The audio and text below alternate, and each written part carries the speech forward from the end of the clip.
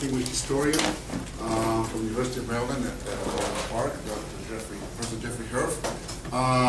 And I have had the pleasure of hearing Professor Herf give a few seminars. You probably don't know, but he gave one of his most famous ones was at NYU, shortly after Tony Judt wrote a piece in the New York Times about the Israel lobby. And Dr. Herf received his bachelor's degree from the University of Wisconsin, and he got a master's from SUNY Buffalo and a PhD from sociology from my own alma mater, Brandeis University. His most recent publications include Divided Memory, The Nazi Past in Two Germanys, Harvard University Press, 1997, which was the American Historical Association's George Louis Beer Prize. It's got The Jewish Enemy, Nazi Propaganda During World War II and the Holocaust, Harvard University Press 2006, which was the winner of the National Book Award for the work on the Holocaust, and Nazi Propaganda and the Arab World. That's one of the papers I've heard him give, which was awarded the German Studies Association Sibyl Milton Prize for work on Nazi Germany and the Holocaust, and was won the Bronze Prize for the Washington Institute for Near East Policy. How am I doing so far? I think that's enough. In addition to that, he is just even better than that. Is it enough? Okay, so today, Dr. Professor Herf gives a talk that draws on researching that he's currently doing on the era of secular anti-Zionism, secular anti-Zionism in East Germany. I suppose those are archives that are right now becoming much more available. Please join me in welcoming Professor Herf. Thank you. I'm here because I couldn't say no to Charles Small, and Charles is caught in traffic at the moment and should join us shortly. I miss Tony Judt very much. I remember the seminar that you mentioned, and Tony was a very fine historian, and we agreed about 80% of the time. And if you agree with somebody about 80% of the time, that's more than enough to have a relationship of mutual friendship and respect. And even if we profoundly disagree 20% of the time, and that was sort of the nature of our relationship. It's very sad that he's not here.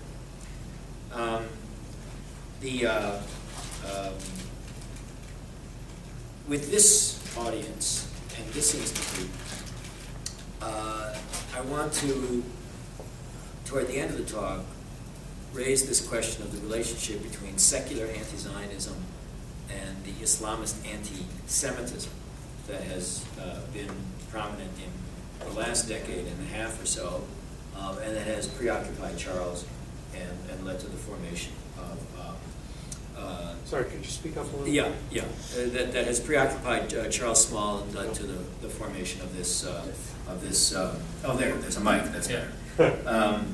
Of this institute.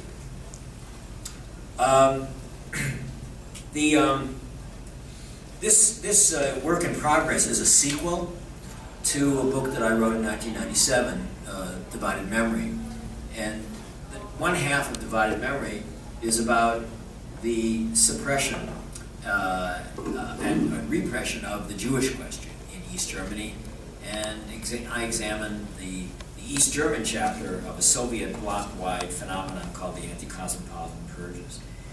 And what the purges meant after 1953 was that to be a communist, or to be a member of a communist party, was to be an anti-Zionist.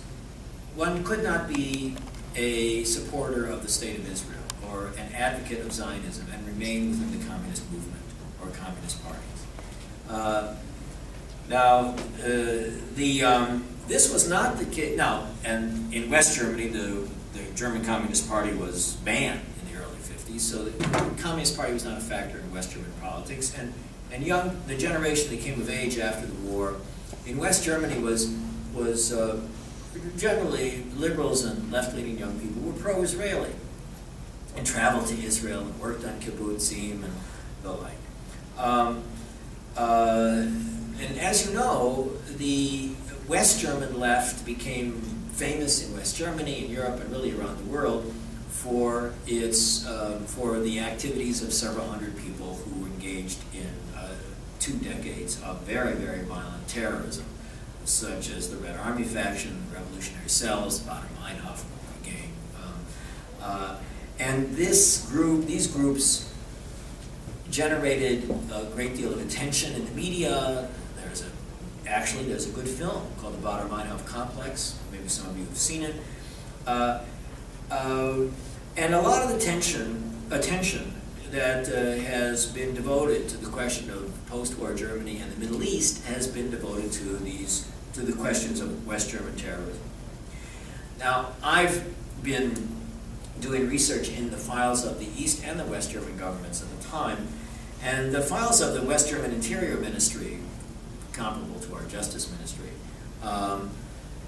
contain fascinating records of government cases, and the files of the West German Supreme Court as well, the counterpart to the Attorney General, very detailed records about what the various terrorist organizations were doing. When the West German police, the special police units that were devoted to dealing with the terrorist groups, raided a safe house in West Berlin, Frankfurt, Hamburg, Heidelberg, they would find maybe 5 pistols, 2 machine guns, some material for explosives, the kind of material needed to engage in bank robberies, political assassinations, and bombing of an airline office, perhaps, or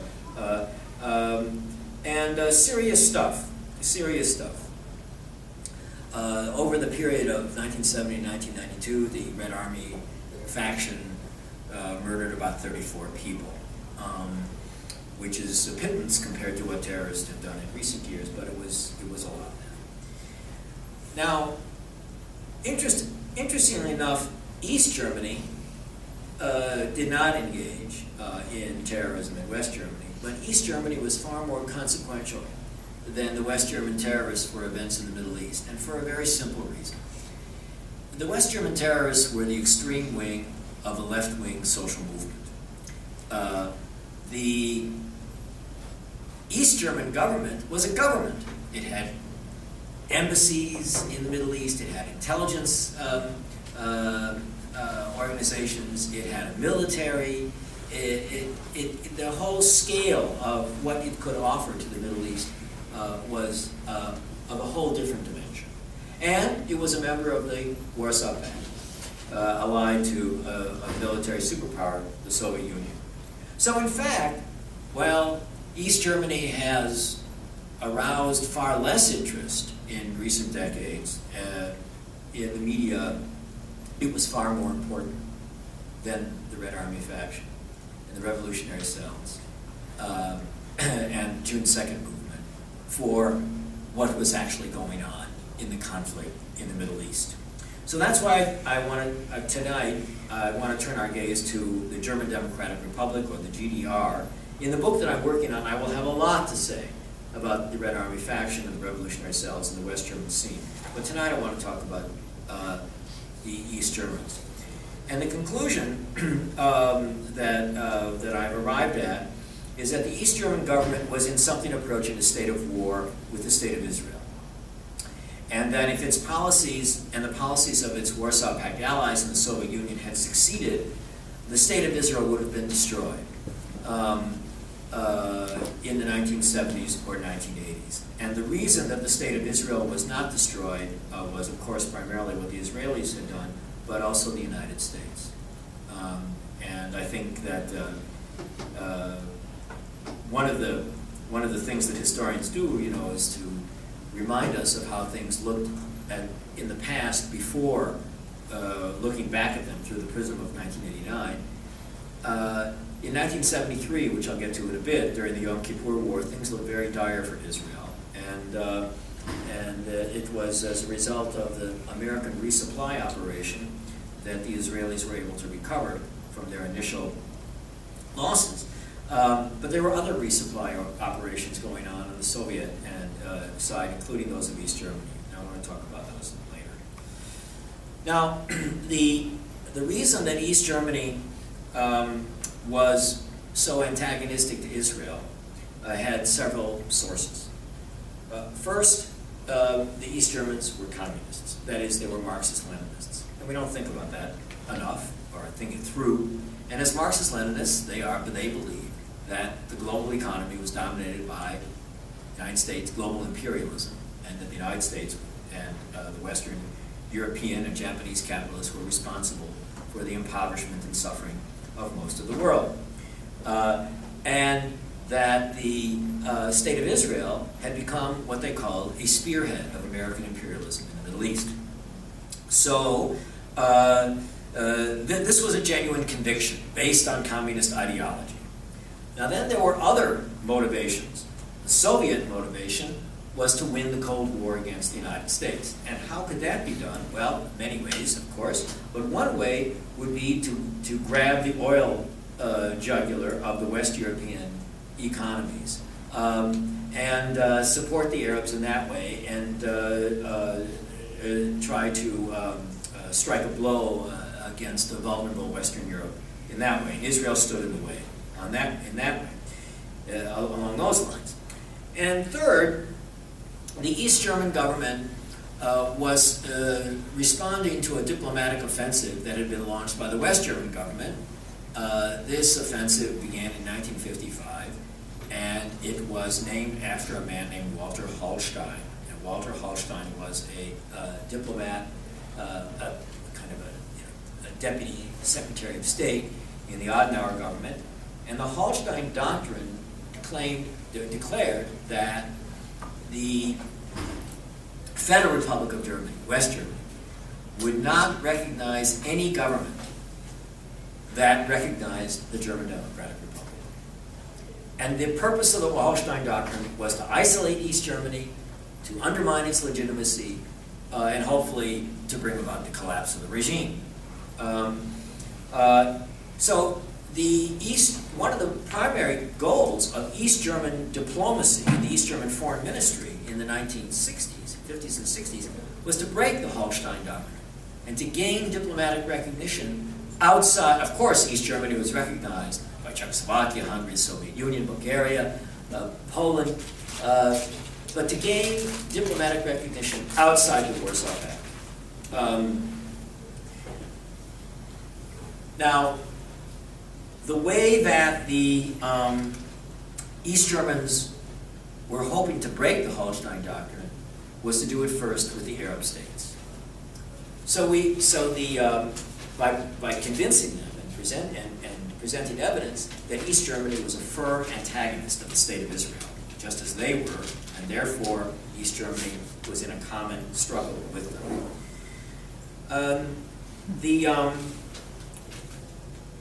1967 is of enormous importance in this story.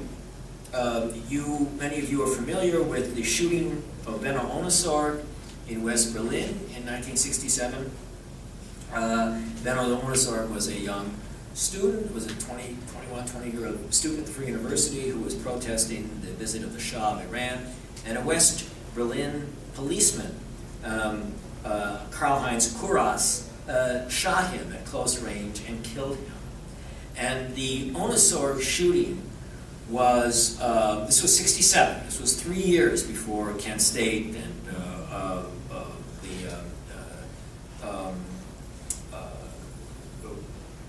it was early. The Ohnesorg shooting convinced the young left that the West Berlin police force and the West German government was tainted with authoritarianism and neo-fascism, and that democracy and civil liberties were at risk. It was not revealed until 2 or 3 years ago that Karl-Heinz Kurras was an agent of the East German intelligence service at the time.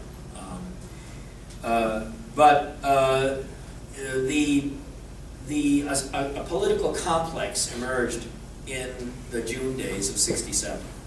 because the enthusiasm for Israel in West Berlin was most pronounced in the newspapers published by a man named Axel Springer, who was a conservative. And so there was this complex that was established that lasted for decades. The Springer Press and the conservatives support Israel. The conservatives are attacking the New Left. The police shot Benno Onosor, and therefore we are opposed to the conservatives, so we're going to oppose Israel. Some of the figures who were most prominent in the turn of the West German New Left to its antagonism to Israel, such as Karl Dietrich Wolff, the president of SDS, Ulrike Meinhof, or Wilfried Böse, more about Böse later, date their radicalization to the June days of '67, more so than the famous spring of 1968. So, June of '67 for the West German left is a turning point. It is a break point. And it was kind of a breaking point for the American New Left too. Less has been written about it, but those of you who know something about Marty Peretz's political biography will recognize the importance of 1967 as well in American intellectual and political life. In East Germany, June of '67 was not a turning point. It was not a turning point. It was a manifestation of long-held beliefs that had been percolating and developing since the anti-cosmopolitan purges of '53. Now, to the outside world, and the world that wasn't paying close attention to developments within East Germany, it came as a stunning revelation and a shock when, on June 15th, Walter Ulbricht, the General Secretary of the Socialist Unity Party and the leader of the East German government, gave a speech in Leipzig. Before he gave that speech, the Politburo had met, and the Ministerial Council had denounced Israel's aggression.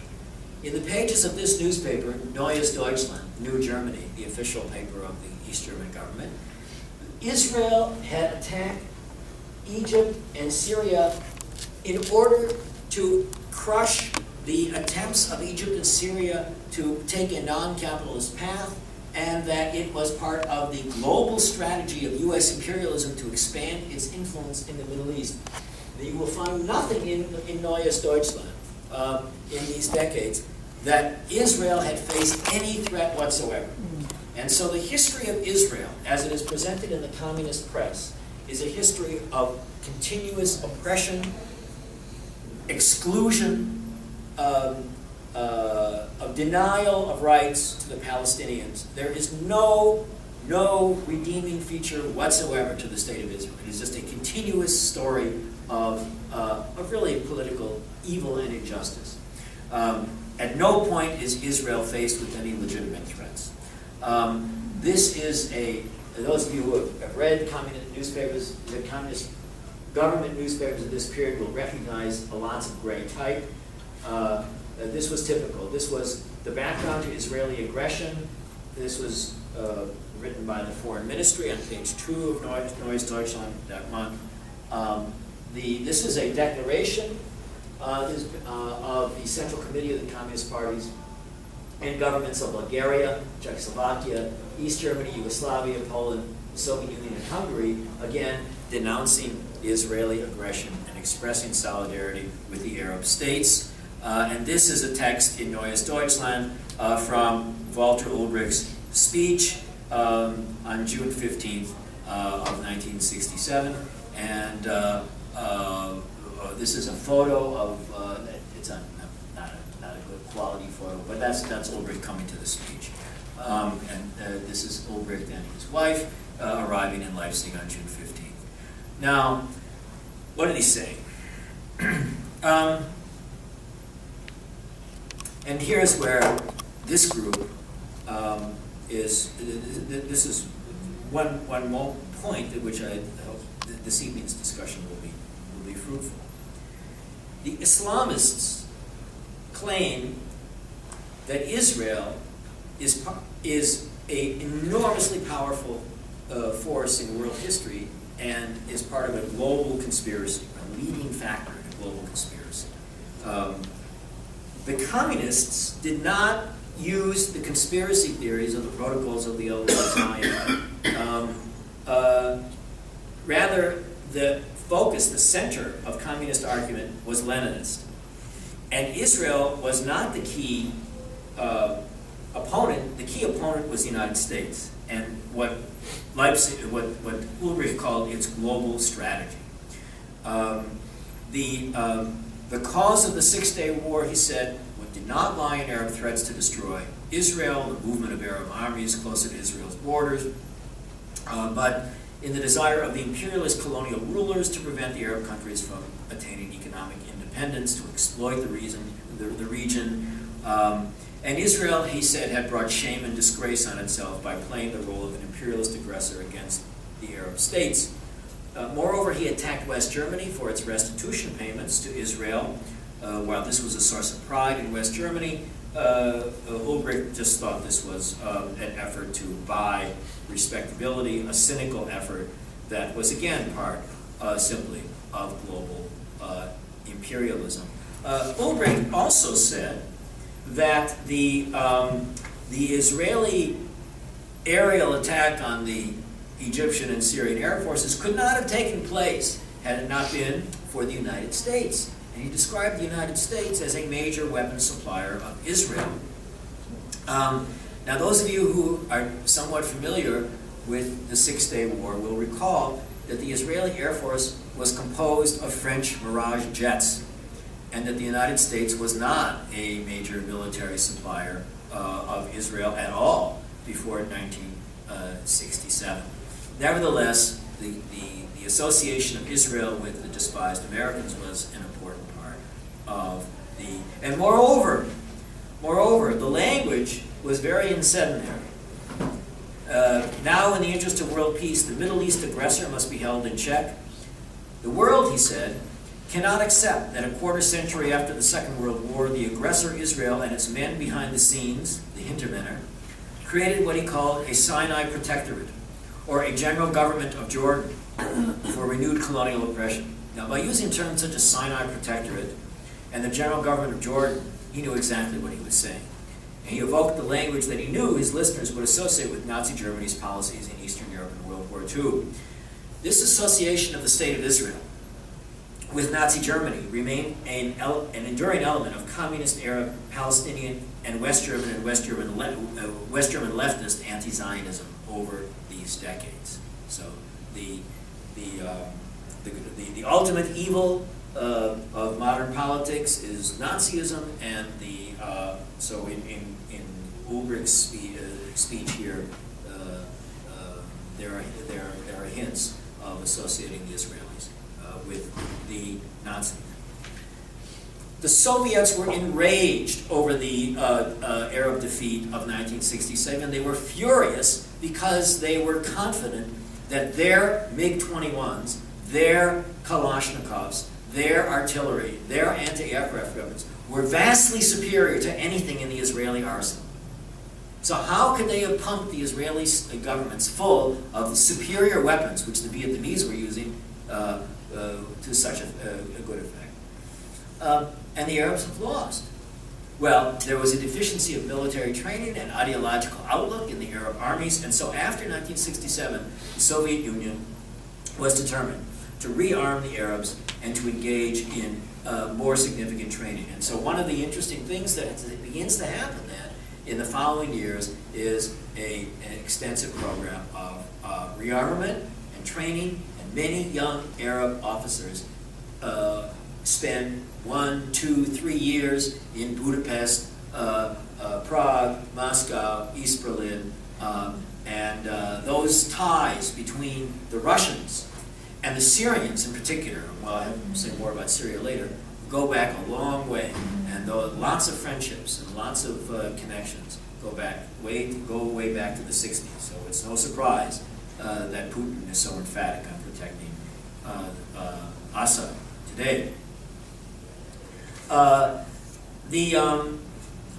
One of the questions for research is what we'll call the autonomy issue. East Germany was totally dependent on the Soviet Union for its survival. if the Red Army had pulled out of East Germany at any time between 1949 and 1989, that would have been the end of East Germany. So it is a mistake to present the East Germans as a completely autonomous group who have clearly they're coordinating their foreign policy with the Soviet Union.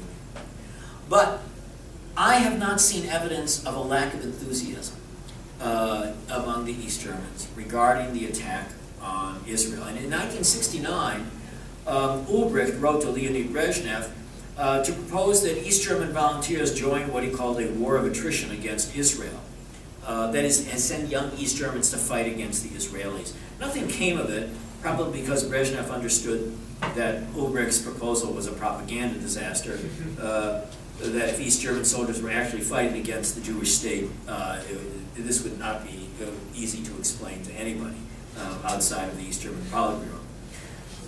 Now, then, those of you who know my work know that I'm interested in politics and ideas, and I write a lot about ideas. But in this project, I'm also interested in, as it were, when the rubber hits the road, the consequences of ideas. In particular, weapons. I had to expand my German vocabulary doing this research. I didn't know the German terms for Kalashnikov and rocket-propelled grenade and various kinds of explosives. So I've learned a great deal. At the center of the relationship between East Germany and Syria, the Palestine Liberation Organization, Iraq, Egypt, Libya, at the center of the military relationship was a man named Heinz Hoffmann, who was not famous. He was born in 1910, he died in 1985. He joined the German Communist Party in 1930. He fought in the Spanish Civil War. He survived the Nazi years of the Soviet Union. He studied in the General Staff Academy of the Soviet Union in 1955-57. He became the defense minister, the deputy defense minister of East Germany in 57, the Army Chief of Staff in 58, and he was the defense minister of the German Democratic Republic from 1960 to 1985. And it was the central figure in the military alliance between East Germany, the PLO, and the Arab states. So the files, the Hoffmann files, are in the East German Defense Ministry in Freiburg, and they are fascinating. They are fascinating. We are in the beginnings of. At the end of this project, of course, I'll want to come up with a figure or figures about how much, the size of arms shipments going from the Soviet bloc as a whole and East Germany. So it's very much a work in progress, and I'm dealing now with fragments. There's a German historian named Klaus Storkmann who's written a book called Geheime Solidarität, Militärbeziehungen und Militärhilfe der DDR und die Dritte Welt, Secret Solidarity, Military Relations and Military Assistance of East Germany to the Third World. It's like a 600 pages book, so there's obviously a lot going on. I've not had time to read it this fall, but I will. In 1969, a memo from Hoffmann's office indicates that East Germany was in contact with the Egyptian Air Force and Navy and was repairing MiG-21 jets. It had exported by 1971 29,000 machine pistols and 12 repair kits for MiG-21s to the Egyptians. Now, by spring and summer of 1969, the combination of diplomatic support, propaganda support, economic assistance, and military assistance had led to the biggest breakthrough in the history of East German diplomatic history. That is, breaking the Hallstein Doctrine. And the Hallstein Doctrine was broken. The first state to break the Hallstein Doctrine and establish diplomatic relations with East Germany was Iraq. On April 30th of 1969, became the first non-communist government to establish diplomatic relations with East Germany. The foreign minister of East Germany was a man named Otto Winzer, and he displayed his hostility to Zionism early in the anti-cosmopolitan purges, and in his joint declaration with Foreign Minister Abdul Karim al-Shikli of May of '69, they stressed their common antagonism, the commonalities of struggle against the forces, this is in the communique, of imperialism, neo-Nazism, colonialism, and Zionism, and stressed the need for closer cooperation with all anti-imperialist forces to check the maneuvers of imperialism and Zionism.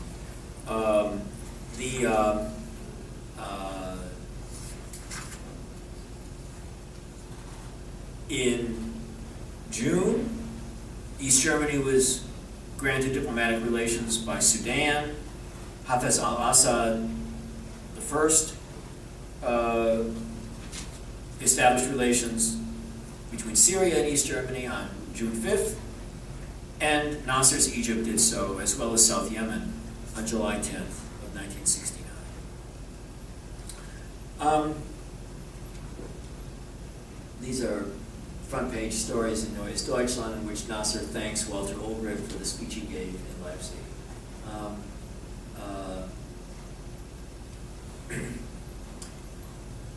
In October of 1971, Hoffman led an East German military delegation. This is Heinz Hoffman, and this is Admiral, what's Werner's first name? Admiral Werner, oh, here it is, Waldemar Werner. That's the leadership of the East German military.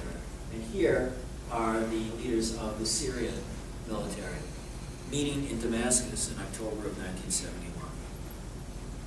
And one of the people sitting at the table on the Syrian side became the chief of the Syrian General Staff, was named Mustafa Tlass, T-L-A-S-S. And some of you, the name Tlass may ring a bell for some of you careful New York Times readers, because his grandson, or nephew, or one of his younger relatives, fled Syria about 6 months ago, broke with the Assad regime, and I believe is in Paris at the moment.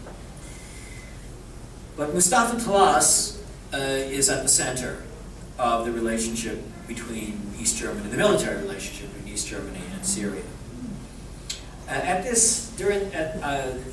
During the week that Hoffman and the delegation were there, Tlass informed Hoffman of a very surprising thing, that an East German communist would really not be too pleased to hear.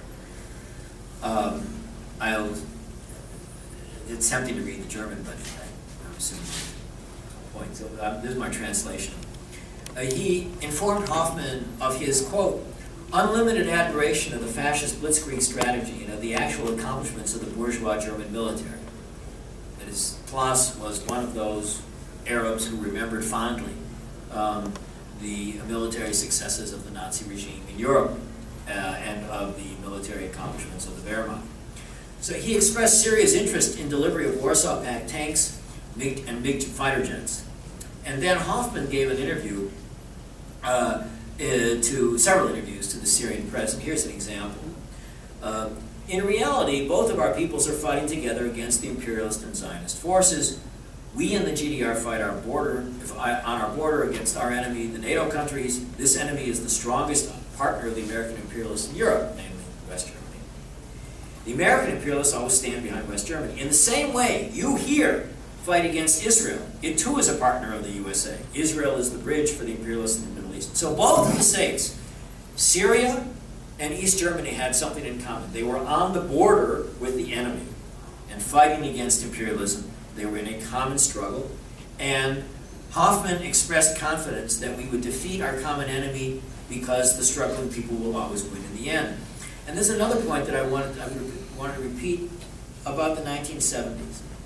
That because of the remarkable, collapse of the Soviet Union and the end of the Cold War with the collapse of the communist states, we forget that in the early 70s and mid-70s, there were many, many communists around the world who thought that they might win the Cold War, that they would, the American defeat in Vietnam would be followed by other victories, and Hoffman's letters and memos expressed that sentiment, and so too do the letters of another very prominent figure in the East German era relations, and that, of course, is Yasser Arafat. In 1970, East Germany became the first of the Warsaw Pact states to open an office for the Palestine Liberation Organization, so in East Berlin. Now, at the time, you recall, the charter of the PLO called for a one-state solution that would eliminate the Jewish state, and it was engaged in terrorist attacks on civilians in Israel. I assume there are some students here, and people who might want to do research. The files of the United Nations are a gold mine, and please use them. It's ridiculously easy to do so. Go to a library and look at something called the UN Yearbook. And each UN annual yearbook will have a little chapter on some big event of that year. And all of the Middle East always is. There's always something going on there. So you look at read the chapter, and then at the end of the chapter, there'll be these archival citations. So you go to your computer at home, and you type in UN Official Document System, and type in that archival citation. And lo and behold, you will then see the speech that Israeli Ambassador Joseph Tekoa gave describing this or that attack on Kiryat Shimona, or a letter that Chaim Herzog sent to the Secretary General, or the reply by the Jordanians or the Lebanese or the Syrians denouncing Israel. It's all there, and it's very easy to get. The Security Council documents are already all online. The General Assembly files are in, I don't know if Fordham is a UN depository, but certainly I would assume Columbia and NYU are, and certainly New York Public Library, and then you can get all the UN documents. And there's an enormous amount there, and it's so easy to get at.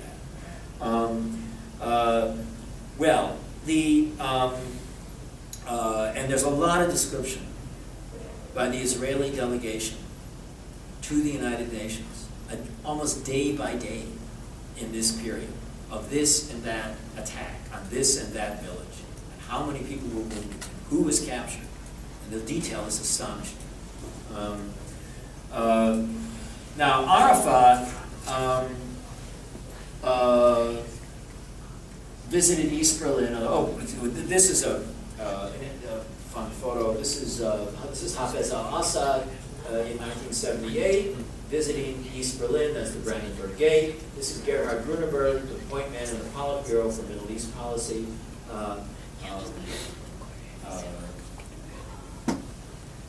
Arafat visited East Berlin frequently in the 1970s and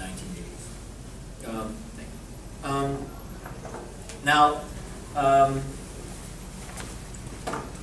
After the Munich massacre at the Olympics, carried out by an organization called Black September, Arafat publicly denied PLO involvement. Western intelligence agencies assumed that Black September was one of many organizations he had helped to create that would give him plausible deniability when they engaged in such activities. On September 17th of 1972, that is just 2 weeks after the attack in Munich, Arafat wrote to Walter Ulbricht, he wrote to Erich Honecker, to Ulbricht's successor as head of the state and party, Erich Honecker, about what he called the action in Munich. And it's a long letter in which he denies that the PLO was responsible for the organization Black September, but he did not directly say the PLO had nothing to do with the action. And most of the letter argues to put the action in the context of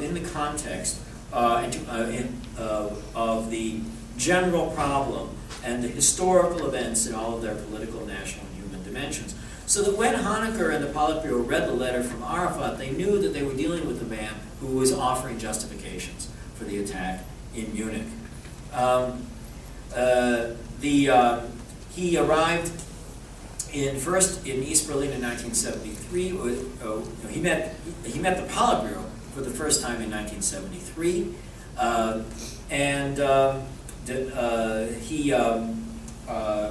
here are some photos.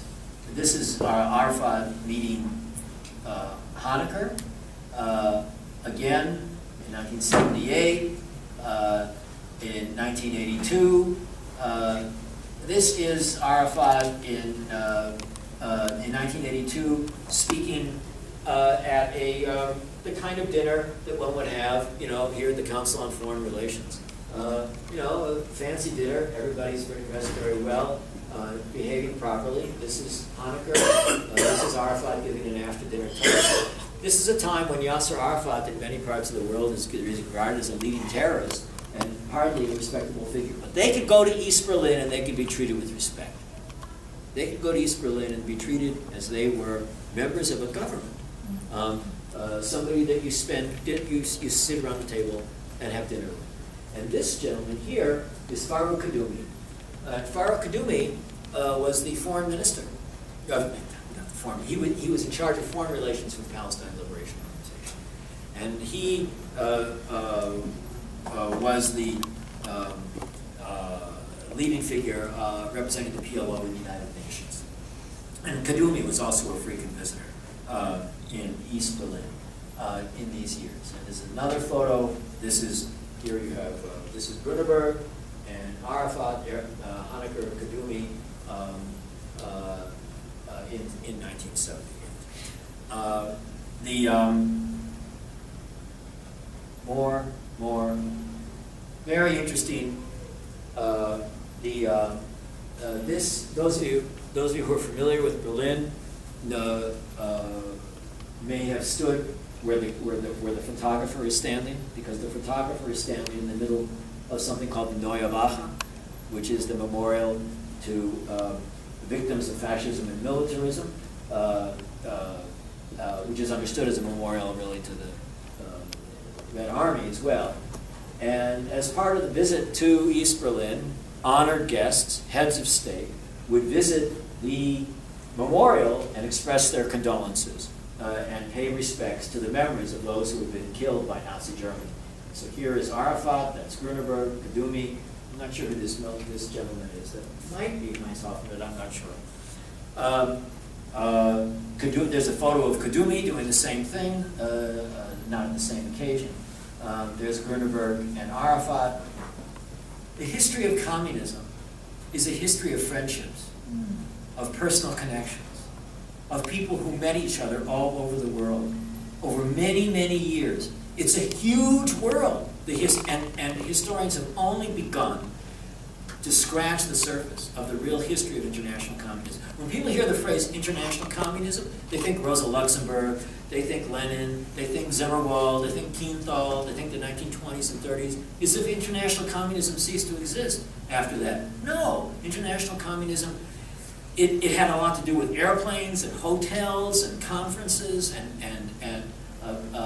people really, from all over the last thing the East Germans were was isolated.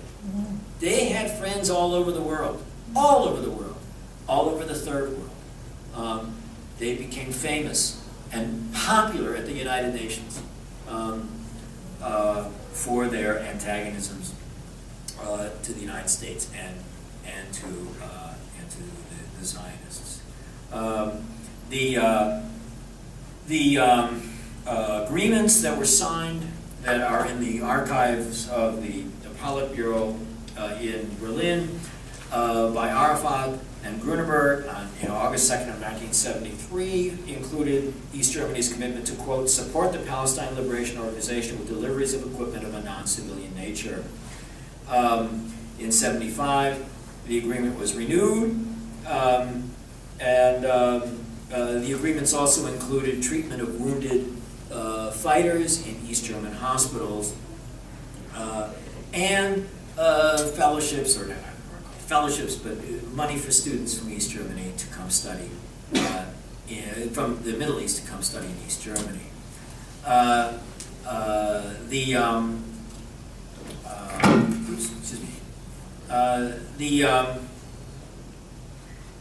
going to skip a few things here. I want to turn to intelligence cooperation.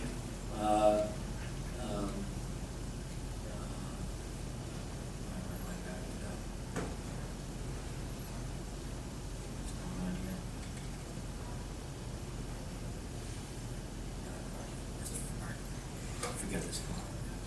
We'll talk for a bit.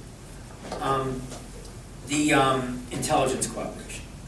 The files of the Ministry of State Security, the Ministerium für Staatssicherheit, known by its colloquial term, the Stasi.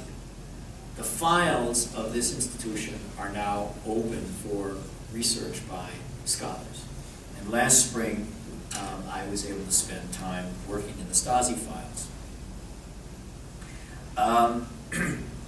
The director of the ministry was a man named Erich Mielke. In 1979, he signed an agreement of cooperation with a man named Abu Ayyad, who was the head of the intelligence agency of the Palestine Liberation Organization, to foster cooperation between the two of them. In August of '79, they agreed that a representative of the PLO intelligence services would have an office in East Berlin. And from then until the collapse of the regime in '89, Abu Ayyad, or his second in command, Amin al-Hindi, met several times a year with Mielke or with Gerhard Neiber, the director of what was called the Counterterrorism Division of the Stasi. And the Stasi files of the meetings of these gentlemen are extensive and fascinating. On July 15th of 1980, Ayyad met with officials of the Counterterrorism Division to discuss terrorist forces and their activities. That's the title of the conversation. The PLO, Ayyad said, distinguished between what he called right-wing terrorism, left-wing terrorism, and, quote, terrorist forces that are active in the interests of the Palestinian resistance movement, unquote. Now, he rejected right-wing terrorists and left-wing terrorists, but, he said, the PLO supported the other terrorist forces and at times worked together with them. Unterstützte die PLO die anderen terroristischen Kräfte, arbeitete teilweise mit ihnen zusammen. Now, a striking aspect of the discussions of these gentlemen is the complete absence of euphemism. When they're sitting in, when they're talking to one another, there is no joking about how one man's terrorist is another man's freedom fighter. No, they don't even use the term revolutionary violence, not to mention counter-violence. They're simply talking about terrorism. They understood very well that terrorism was the intentional use of violence against non-combatants, and that it was part of the political arsenal of the communist parties and of the, quote, national liberation struggle. When they spoke in the United Nations, of course, they didn't speak that way. And there were big battles in the United Nations about, what is terrorism? And the Soviet Third World Bloc was attempting to redefine the term and redefine terrorism in that context as legitimate revolutionary violence. But when they were just being perfectly frank with one another, they spoke the truth. Now, why would they cooperate? Not in order to stage terrorist attacks in West Germany. Why not? East Germany, you will recall, was in a state of détente with West Germany. And the Soviet Union as well, and the Eastern Bloc were receiving large amounts of money from the West Europeans. And East Germany was receiving large amounts of money from West Germany. So the East German government did not want to put détente at risk. And certainly, one way of putting détente at risk would be to stage terrorist attacks in West Germany. To offer evidence that, in fact, Ulrike Meinhof and Andreas Bader and Wilfried Böse were being trained and funded and supported, and they organized the attacks in East Germany. Now, if that had happened, the West German government would have said, forget about it. No more money, forget Ostpolitik, forget all this nicey-nicey about German-German relations. You're trying to kill us. Forget it. So it was very important that the East German government know where Carlos is. Where is Bader? Where is the Popular Front for the Liberation of Palestine? Where is Wadi Haddad? Where is George Habash? Who is this kid who just flew from Beirut and landed at Berlin-Schönefield Airport? What the hell is he doing here? We need to know. Because this guy is not going to go to West Germany and blow something up. He is not going to do that. You understand? And so we need your assistance. We want to know where everybody is. And they did. That was the purpose of the cooperation, to prevent terrorist attacks in West Germany and Western Europe that could be traced back to East Germany. You want to engage in terrorist attacks against the Zionist enemy? That's a whole different matter. That's a whole different matter. And the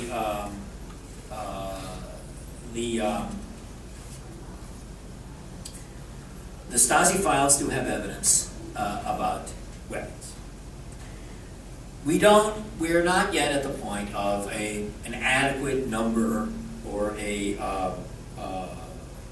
of the full extent of Soviet bloc and East German armed assistance to the Arab states and PLO in this period. One thing that I also want a research note to bring to your attention is that millions of files of the Central Intelligence Agency have been declassified. And there is something called the CREST system, C-R-E-S-T.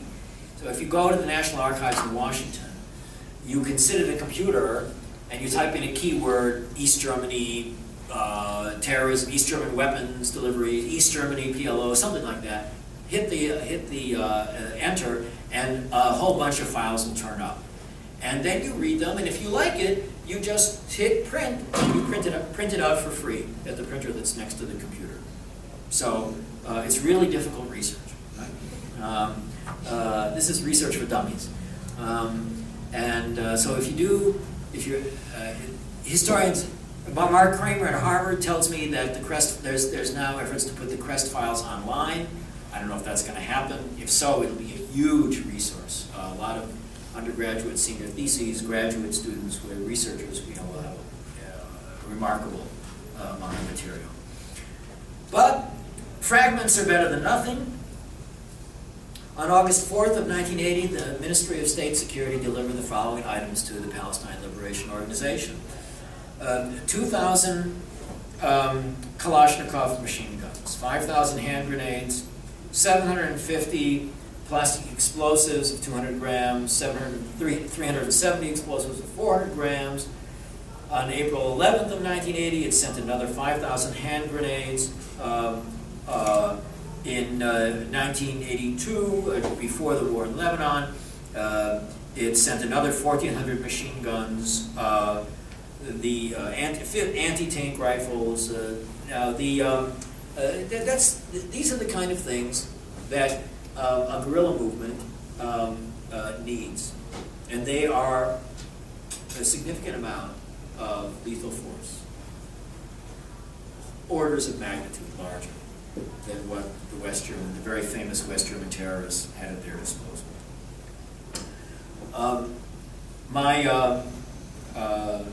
Let me see.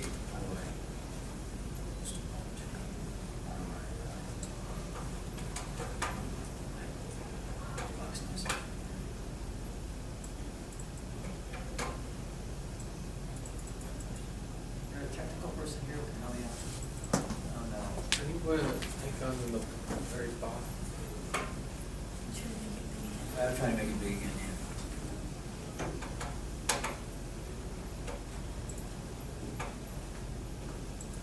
Okay, thank you. The PLO did not have an airport. It didn't have a state. It didn't have the power and the resources that a state has. East German arms deliveries to the Arab states began in the mid-60s. And here is where the war of 1973, the Yom Kippur War, is interesting. It's particularly well documented in the East German Defense Ministry files. The relationship between East Germany and Hafez al-Assad, Syria, stood at the center of these efforts. This is a map which I found in Freiburg in the East German Defense Ministry file. This is a map. Again, it's not easy to see here, but the real map is about as big as this. Clearly, there was a labor of love. Somebody wanted this map was on the wall of offices in somebody's office in the East German Defense Ministry. And it is a map of the voyage of two ships, the Klosterberg and the Klosterfeld and the Freiburg, in October of 1973, from East Germany to Syria. And again, East Germany was small, 17 million people, didn't compare with the power of the Soviet Union.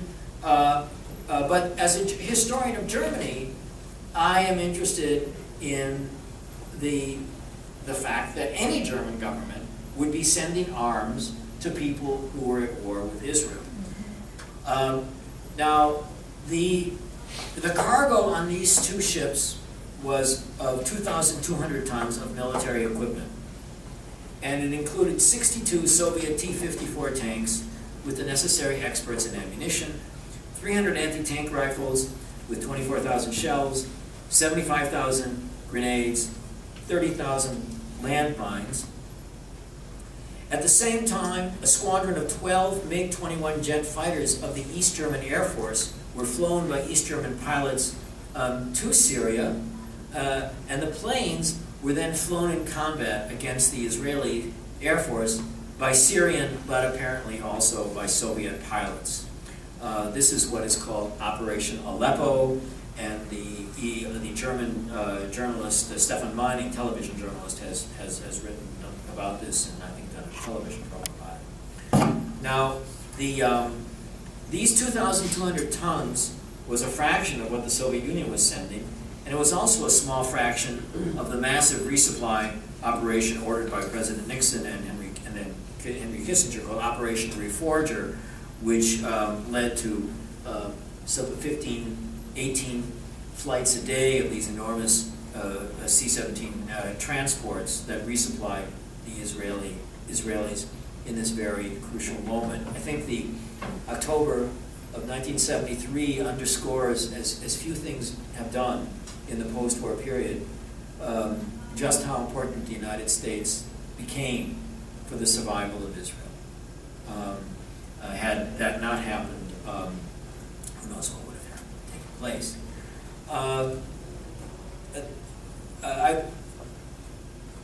Here at Fordham, I mean, I don't know if there's an Irish faction in the audience, but if there is, 2 cheers for you, because I want to say a few words about Daniel Moynihan. The speech that he gave on November 10th of 1975, in retrospect, strikes me as one of the most important speeches of the last half century, and one of the most important speeches in the history of the Cold War. Because it was Daniel Moynihan, and the Moynihan papers of the Library of Congress, which I've read, are interesting, fascinating. Letters from Norman Podhoretz and from Charles Frank at Yale, as Moynihan was composing the speech.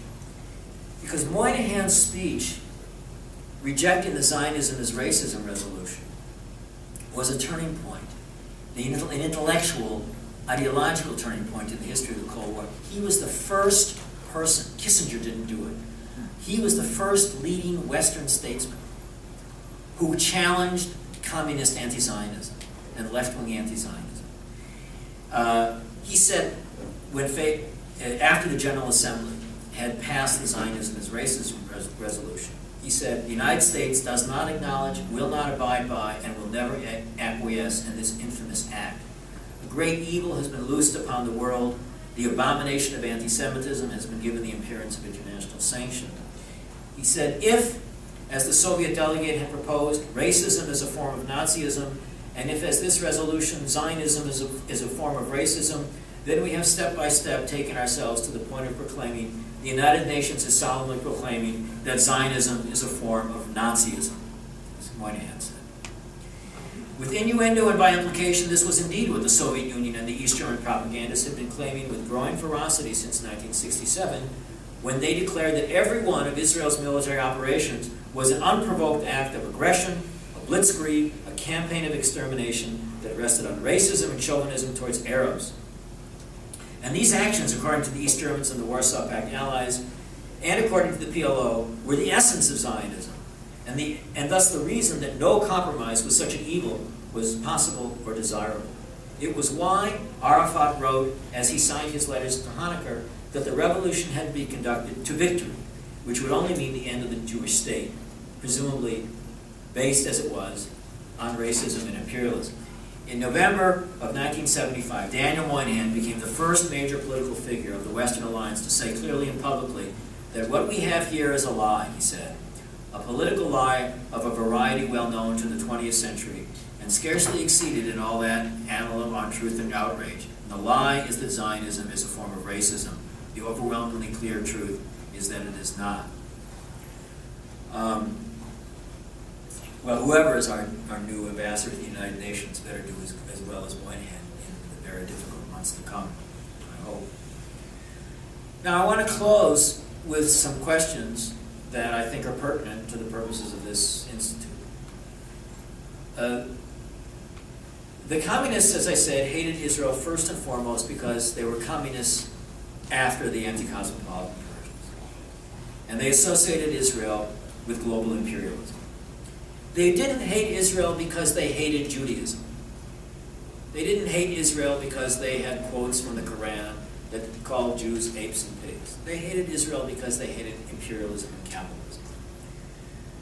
The East Germans hated Israel because it was effective diplomacy to gain recognition, and also because they were very orthodox communists. But I do think that it's accurate to say that East Germany was in a state of war with Israel. I haven't really come across a better term to describe it. It wasn't just antagonism, it wasn't just hostility, it wasn't misunderstanding. This was war. And if they had succeeded, and if the Soviet bloc had succeeded, they would have destroyed the state of Israel in one of the wars. Now, that raises the question of what is the connection between what I've been discussing this evening and what Charles has been preoccupied with, namely Islamist anti-Semitism. Nobody is going to argue if they read the Hamas charter, or they read what Osama said, or they look at the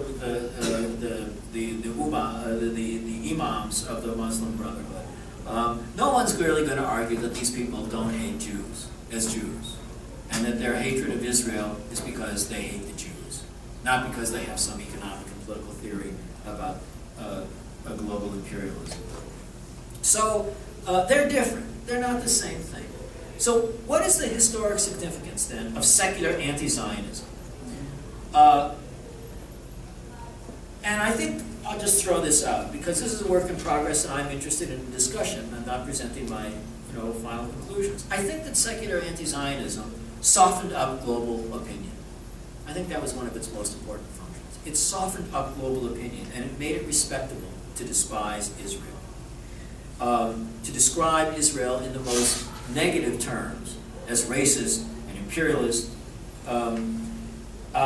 and that it led to habituation for decades of leftist anti-Zionism. Perhaps this habituation explains in part why there has been a certain reluctance, I don't want to generalize, but a certain reluctance in liberal opinion, certainly in Europe and to some extent here, a certain reluctance to be quite as critical about the Islamists when they denounced Israel as one might expect. Perhaps the secular anti-Zionism that was dominant in the 60s, 70s, and 80s served a kind of protective cover and an advance guard, a kind of I'll avoid the sports metaphor, but a sort of a blocking force that broke through taboos that has made it easier for the more virulent Jew hatred of recent years to emerge and flourish. So that is what I have to say this evening.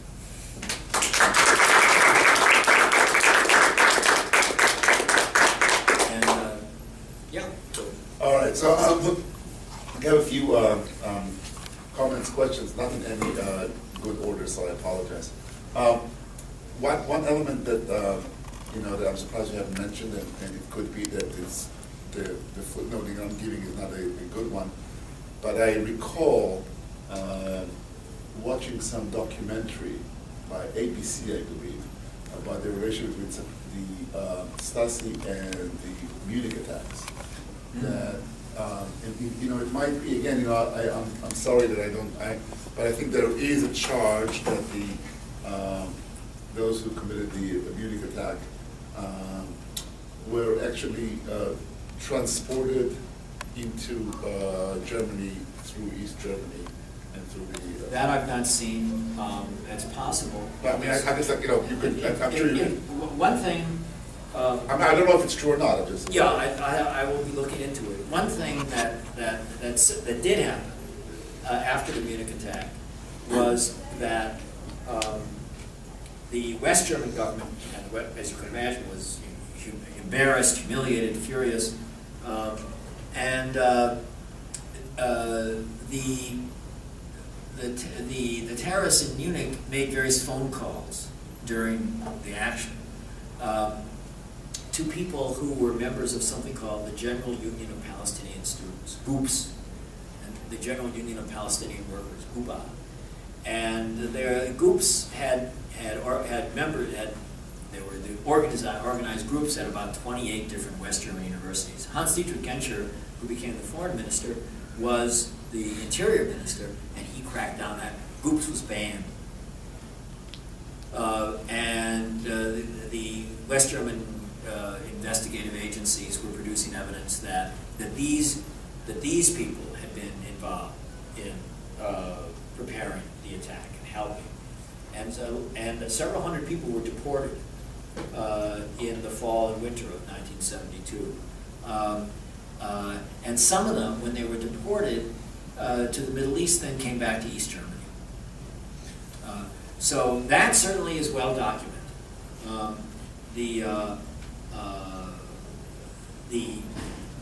And I will look into it. But I think we can even Google it, I think that, I remember it was actually, but I have two other questions that yes. This was in detail. First question, first thing I would say is that I'm not, there's nothing about this that is sort of not known about Soviet bloc support for the Arab world. I'm not sure that if we're going to say that East Germany was at war with the State of Israel, we could say the United States was at war with the Arab world because the United States supplied Israel. So I think that so the question here is not so much the fact that in the Cold War sides lined up one against the other, and it happened in Vietnam, it happened in the Middle East, it happened everywhere. But I think that the broader question that you raise is one that that strikes me as very important, and that is what is the meaning of this anti-Zionism? And I think that this is a very interesting question that I commend you for asking, because on some level, we don't want to go into the McCarthy era condemnation of communism or socialism or something like this. And yet there is this element, there's this kernel of anti-Zionism that comes from there that is quite powerful. Well, for historians of communism, the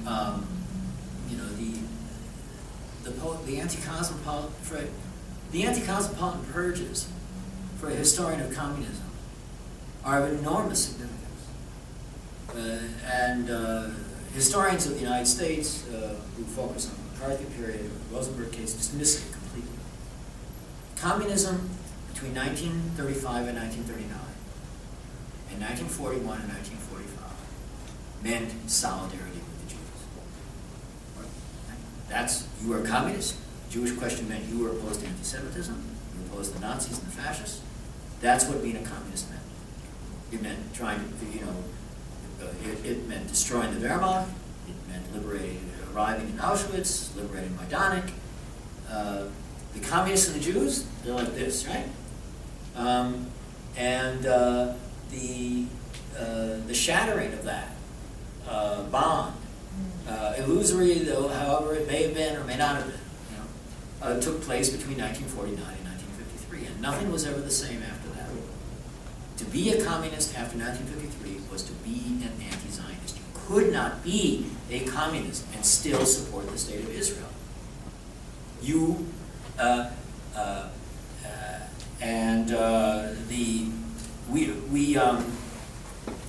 there were there were not a lot of Jewish communists who took this position. There were some. There were some sort of non-Jewish Jews, in Isaac Deutscher's phrase. And we spent a lot of time asking ourselves, was this anti-Semitism? Was it anti-Zionism? And the reason that the talk tonight was sort of mundane in some ways was because I'm a little bit at the moment less interested in what's going on, what people really feel about Jews. What I'm more interested in is what they're doing to help kill them. That's what I'm most interested in. And as a German historian, I find it to be a very important question in modern German history that there was a German government after Hitler that was sending machine guns to people who were firing them at Jews. Yeah. So in essence, that's my provincial sort of German historian's question. But yeah, David. Right. So you're a German historian, but I kept thinking of the roads leading back to the Soviet Union, and I'm wondering if you yet have a sense in your research and what through the secondary literature we know of the Soviets' position, how the study of the East German relationship with Arafat against Israel might enlighten us differently from how the study of the Soviet relationships would. Enlighten us about what? Well, about sort of the nature of, for example, secular anti-Zionism, if you've called it, I think a good term, about the course of the Middle East conflict as it unfolds and the power alliances. That is, I mean, you at the beginning you talked about the question of autonomy, so in a way maybe I'm trying to get at that too. But does the East German route into the question of Israel's place vis-a-vis the Soviet bloc, Israel's, the Palestinians' relationship, tell us something substantially different, or from what a study of the Soviet archives might, which I know if you haven't looked at Soviet archives might be an unfair question, but. Well, so the Soviets were more vicious and more willing to say blatantly anti-Semitic things than the East Germans were. The Soviet statements they are tougher and nastier. So the borderline between just old-fashioned anti-Semitism and anti-Zionism in the Soviet case is very thin, thinner than in East Germany. That's an excellent question.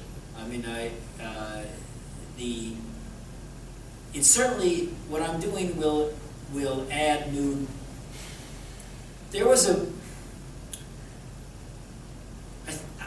I think East Germany lent legitimacy somehow to anti-Zionism. I think that if there was a German government that was opposed to Israel, somehow that made the fight against Israel sort of morally legitimate. If there were German anti-fascist communists who had fought against the Nazis, if they're opposing the Israelis, then maybe Israel really is godforsaken. I hadn't thought that until you asked this question, but the East Germans may have had a kind of, maybe in the global left, maybe they lent that kind of legitimacy. Yeah, I think so. I'm going to think about that. Yeah. I wanted to tie into your closing point about looking at the relationship between what you discussed and contemporary Islamic anti-Semitism.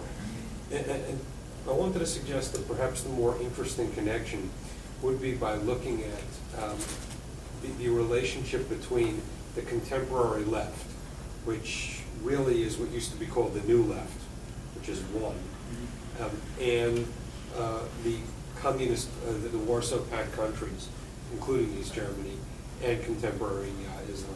Because we've seen, I mean, what we've seen is clearly, they talk about the Red-Green Alliance, but whether you look at Hugo Chavez's warm welcoming among jihadis who have no particular reason to like a Latin American Catholic communist, or the folks running around the United States worried about the scourge of Islamophobia.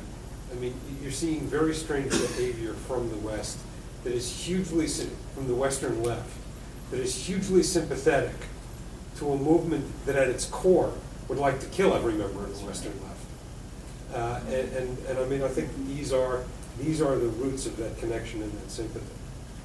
Well, I think I've thought about that, and I'm trying to reserve judgment, but maybe one thing that I was in the New Left, so of course I've thought about this, and when we were in the New Left, we thought we were very different than the communists.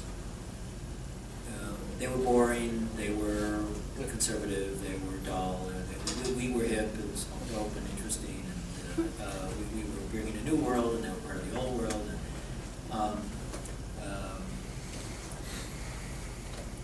But in terms of the actual positions regarding events in the world, the banners on at the demos in West Germany regarding the Israeli-Arab conflict that were put there by, sponsored by various Marxist-Leninist groups or New Left groups, they weren't so different from the East Germans in terms of their position. They were supporting the PLO, they were supporting the Arab states, they were denouncing Israel. So maybe one thing we need to do is to think about how, in terms of the positions that people took, how much difference really was there. I mean, in a way, it's not so new. By 1969, the New Left was effectively pro-communist, supporting the victory against communists in the war. It was not anti-war. And so, I guess also what I'm saying is not so terrifically new. In Germany, for example, Rudi Dutschke is an interesting figure because he wasn't into the Middle East. That wasn't his bag. He was Vietnam, Latin America, global imperialism. It's interesting. Dutschke did not get into the hate Israel thing. I don't know quite why, but he had reservations about going down that path. It's not, it's not that there was a moderate Dutschke or something, but he didn't, he sensed there was something a little amiss.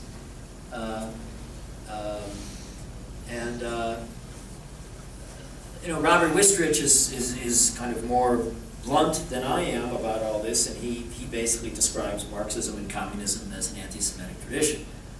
And going back to Marx's essays on the Jewish question, and stresses the similarity of anti-capitalism with the association of the Jews with capitalism and that kind of thing.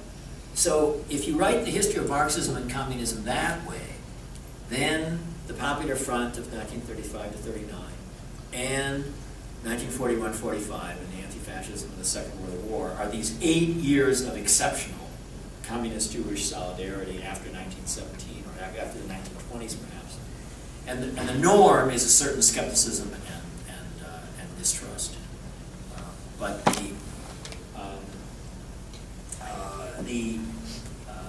the language of the other thing is that, and here we're just at the beginning of examining the international left and its connection to Islamic organizations in the 50s and 60s and 70s. The Islamic organizations around the world were denouncing American imperialism. So there's a certain rhetorical overlap that just doesn't go back to the last 10 years. It goes back a long way. No, of course. Yeah. Well, I mean, what I'm suggesting is that for many years, for most of the 20th century, the Western New Left was a minor movement. It was part of the Western left, and it was never in control anywhere. Whereas the Eastern European communists certainly were a huge and major and important force. But in fact, the Western left survived the end of the Cold War intact. And so the balance is shifting. And rather than the communists trying to absorb the Western left, what happened was the new left absorbed the communists. And you've ended up with this hybrid movement that is, I mean, in American terms, it's today's Democratic Party represents the victory of the Henry Wallace wing over the Harry Truman wing.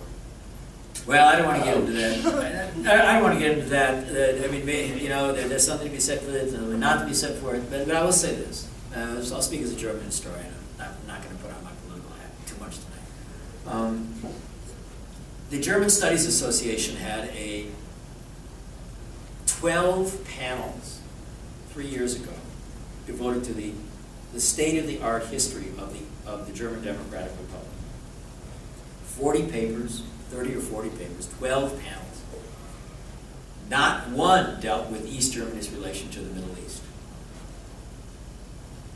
So I said, well, what's going on? So the next year I organized a panel.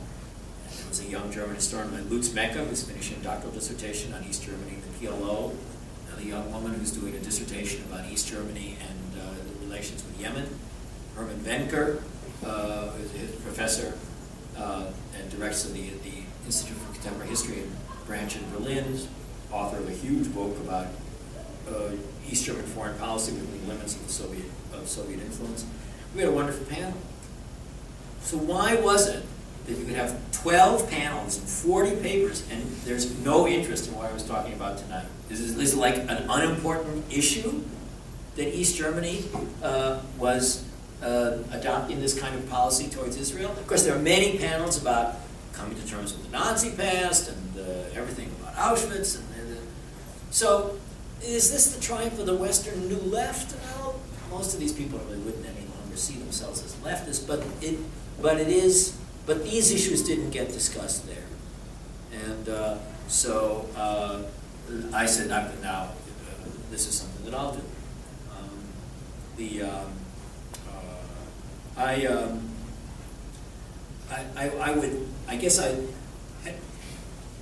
It's not just the Western New Left. And here's where work on the United Nations is important.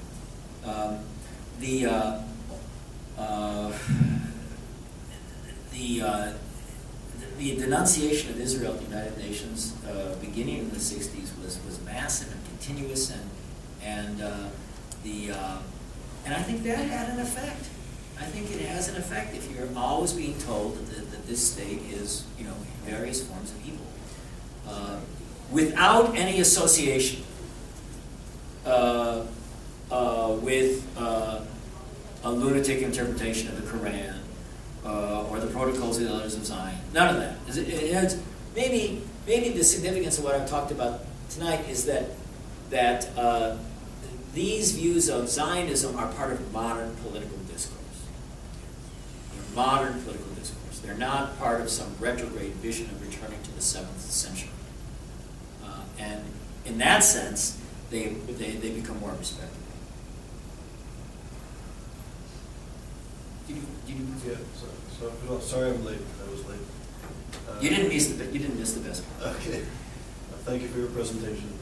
So my question is, in your previous work, you make this very important connection between the Nazi regime and Nazi propaganda to its influence in the Middle East. So my background is social theory, cultural studies, post-colonial studies, and in this body of literature, we look at the impact of the social construction of identities, of notions of otherness, of belonging. We look at the impact of race and gendered relations on economic, social processes, even in language, symbols. So my question is, in this work, is it such a leap of faith to wonder why there's such a profound or an important element of anti-Semitism in Eastern communist bloc country like East Germany or the Soviet Union, when anti-Semitism, there's this sort of imaginary break that we have in our minds in the social sciences that 1945 starts this new era. And yet the ideas, the symbols are, I would even use the word, ingrained in the civilization when it comes to the Jew. So the images may change, the incarnation of the other Jew changes, transforms even. In a Christian society, in a capitalist society, in a communist society. But the break with the perception of the Jew as the other is consistent. The image changes, the discourse will change.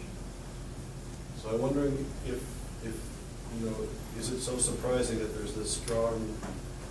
I think that the willingness to describe Israel repeatedly as the aggressor, to describe the war in Lebanon as a war of extermination, to accuse the Israelis of genocide.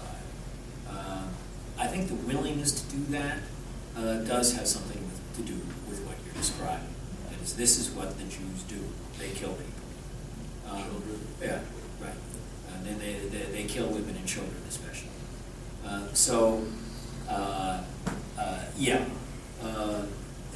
There's another element of this, and that is that the Israelis also have a voice.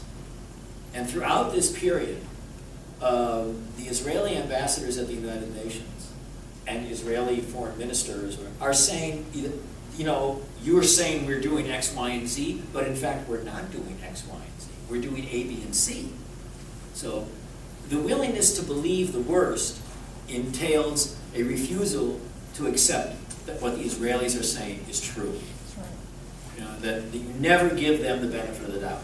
The Israelis are saying, no, it's not true. We didn't intentionally bomb this village. Or, no, it's not true that we're waging a war of extermination in Lebanon. That's not the case. So the willingness to write these kind of narratives about Israel is to say, we don't believe what the Jews are saying. And there is but I think this notion of ideological softening up and ideological preparation, because Erich Honecker would not want to sit down to dinner with Osama bin Laden. They wouldn't want to sit there sitting next to, Ayatollah Khomeini and hear him tell them about how the Quran. Well, first of all, he would just denounce them as infidels and hopelessly atheists and all that. But I think this notion of softening up and making it legitimate not to believe what the Jews are saying is an important aspect. Yes? I have a question sort of about that notion of softening up, but particularly the type of material alliances that were motivating in East Germany in terms of, if you take that sort of paradigm for the reasons why there are political relationships during the Cold War, when the Cold War ended, how did those relationships, that network of political interests, remain in terms of the salience of certain political interests? In the summer of 1989, and then even more so in the fall, Arafat and Kaddoumi wrote very, very upset letters to East Berlin. What is going on? They were not at all happy about the protests, about the weakness of the government, and then when the government fell, they were devastated. It was the collapse of communism in Europe that was one indispensable precondition for the Oslo process. There would have been no, quote, peace process if the PLO and the Arabs had not lost this huge base of support. And it wasn't just weapons. It was military training, it was hospitals, it was money, it was an alliance. So your major alliance partner collapses, you have fewer options. And I think that was one reason why Arafat decided to enter into the negotiations. I'm not sure if that addresses your question. Well, I was wondering about the discourse of anti-Zionism in the United Nations, in the international community, how the end of the Cold War affected it, or whether those discourses remained without the material. I haven't reality looked at of the UN in the 1990s, my notion of, my understanding of the UN is through the newspapers, and my sense is that nothing changed. Well, it was repealed. Yes, excuse me, you're right, yes, that's right. The Zionism as Racism resolution in 1992, I think, was repealed, that's true. Yes, and that was a direct result of the collapse of the Soviet bloc. But the ideas about Israel and its unacceptability remained an important part